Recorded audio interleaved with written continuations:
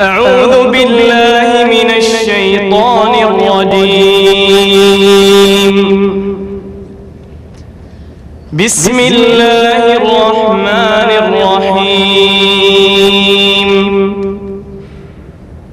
ولقد آتينا لقمان الحكمة أن اشكر لله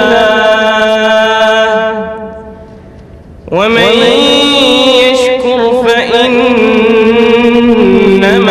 يشكر لنفسه ومن كفر فإن الله غني حميد. وإذ قال لقمان لابنه وهو يعظه يا بني لا تشرك بالله إن الشرك لظلم عظيم. ووصينا الإنسان بوالديه حملته أمه وهنا على وهن وفصاله في عامين أن اشكر لي ولوالديك إلي المصير. وإن جاهداك على أن تشرك بي ما ليس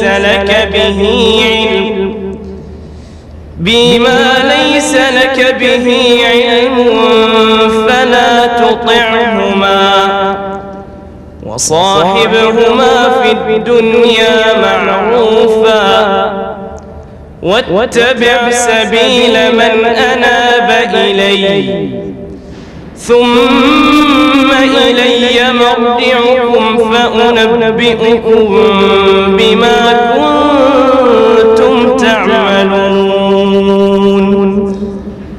يا بني إنها إن تك مثقال حبة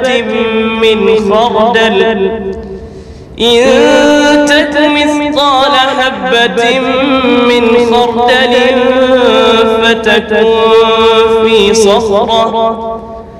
فتكون في صخرة أو في السماوات أو في الأرض يأت بها الله إن الله لطيف خبير. يا بني أقم الصلاة وأمر بالمعروف وانه عن المنكر واصبر على ما أصابك